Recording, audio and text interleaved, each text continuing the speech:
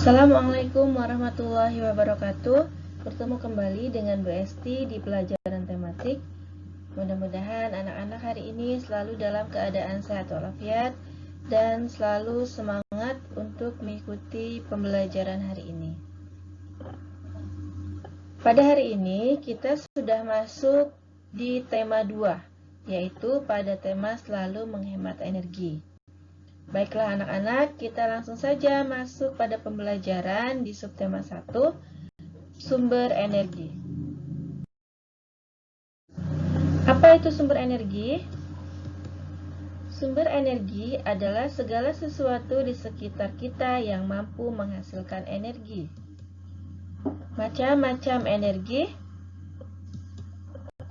Ada energi listrik, energi angin, energi air, energi matahari, dan energi minyak bumi. Ini adalah macam-macam energi. Pemanfaatan sumber energi. Yang pertama, manfaat energi listrik. Apa saja manfaat energi listrik? 1. Energi untuk penerangan. Energi untuk penerangan ini contohnya seperti lampu ya, untuk menerangi ruangan.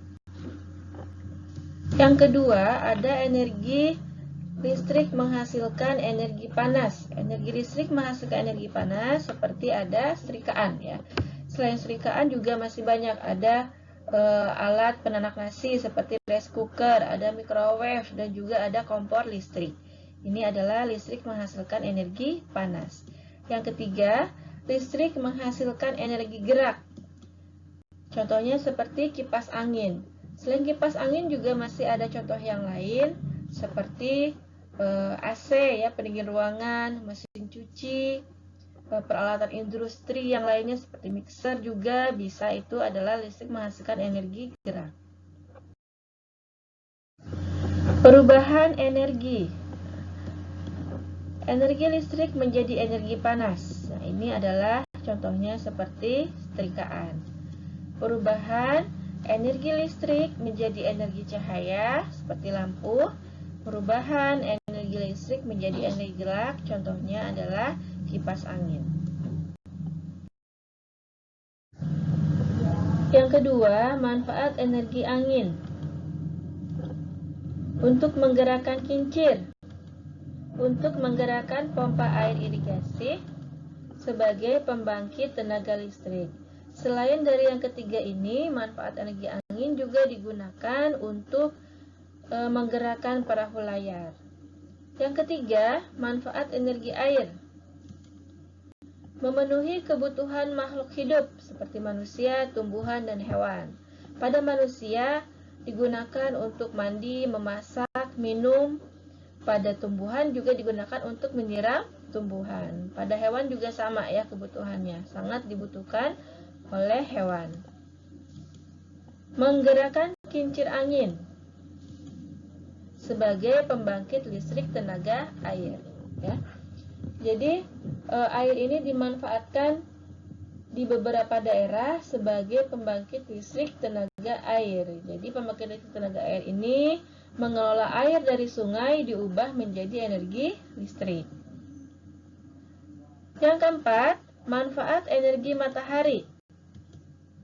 Menjemur pakaian. Jadi kita menjemur pakaian setelah dicuci sehingga cepat kering harus menggunakan atau harus jemur di bawah cahaya matahari atau di bawah panas matahari. Menjemur makanan dan hasil panen. Untuk menjemur makanan ya, seperti kerupuk, terus kacang kedelai, padi, dan lain-lain. Dan hasil panen seperti petani.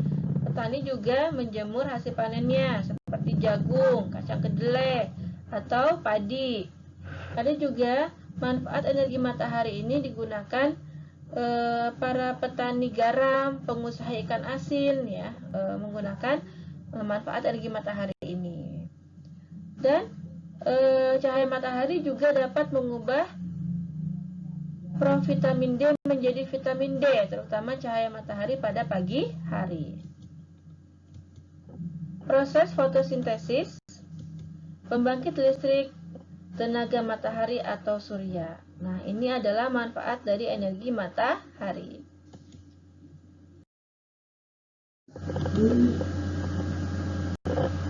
Proses fotosintesis.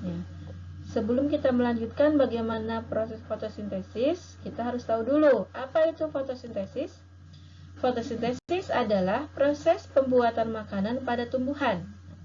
Pada proses fotosintesis ini membutuhkan 4 hal penting ya. Nah, di sini 4 hal penting yang dibutuhkan pada proses fotosintesis diantaranya adalah air, karbon dioksida, klorofil, dan cahaya matahari. Untuk proses fotosintesis, air. Bagaimana tumbuhan memperoleh air? Air yang berasal dari tumbuhan adalah berasal dari dalam tanah. Jadi tugasnya akar tumbuhan menyerap air dari dalam tanah ya. Lalu setelah diserap oleh akar, maka batang tumbuhan bertugas untuk mengalirkan air ke seluruh bagian tumbuhan tersebut. Itulah bagaimana air mengalir dalam bagian tubuh tumbuhan. Yang kedua, karbon dioksida. Bagaimana cara tumbuhan memperoleh karbon dioksida? Nah, sama ya seperti kita manusia. Contohnya, ketika kita bernafas, gas yang kita buang tersebut adalah karbon dioksida. Kita menghirup oksigen dan melepaskan karbon dioksida dari dalam tubuh kita. Ya. Kita bernafas melalui hidung. Nah, tumbuhan juga mempunyai alat pernapasan, yaitu yang disebut dengan stomata. Ya. Yang ketiga, klorofil. Klorofil disebut juga sebagai zat hijau daun. Klorofil ini berfungsi untuk menangkap cahaya matahari atau energi cahaya yang terjadi pada daun tumbuhan. Ini adalah yang disebut dengan klorofil. Yang keempat, cahaya matahari. Nah, cahaya matahari ini bertugas untuk menyempurnakan keseluruhan dari proses fotosintesis. Nah, ini adalah proses fotosintesis. Nah, kesimpulannya dari fotosintesis adalah air ditambah dengan karbon dioksida dengan bantuan energi cahaya matahari akan menghasilkan glukosa ditambah dengan oksigen. Jadi, tumbuhan tidak menghasilkan makanan saja ya, atau yang disebut dengan glukosa. Namun tumbuhan juga menghasilkan oksigen. Nah, maka oksigen tersebut dapat kita hirup lagi. Nah, manusia mengeluarkan karbon dioksida, tumbuhan juga mengeluarkan makanannya sendiri atau oksigen. Itu adalah dari kesimpulan fotosintesis. Lalu proses pembentukan minyak bumi. Minyak bumi berasal dari fosil-fosil makhluk hidup yang sudah mati ribuan hingga jutaan tahun yang lalu. Tumbuhan atau hewan yang mati terkubur di dalam tanah atau di dasar lautan, kemudian tertimbur pasir atau lumpur. Dari pasir dan lumpur tersebut, kemudian terbentuklah lapisan yang kaya akan zat organik dan akhirnya menjadi batu endapan.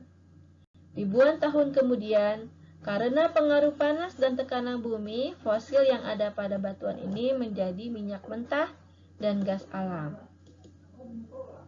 Selain itu, minyak bumi adalah sumber daya alam yang tidak dapat diperbaharui. Nah, seperti apa contohnya? Seperti yang kita pakai di kehidupan sehari-hari. Bensin, solar itu adalah termasuk minyak bumi. Untuk itu, kita harus menghemat pemakaiannya karena untuk proses pembentukannya itu membutuhkan waktu yang sangat lama. Oleh itu kita harus menghemat minyak bumi.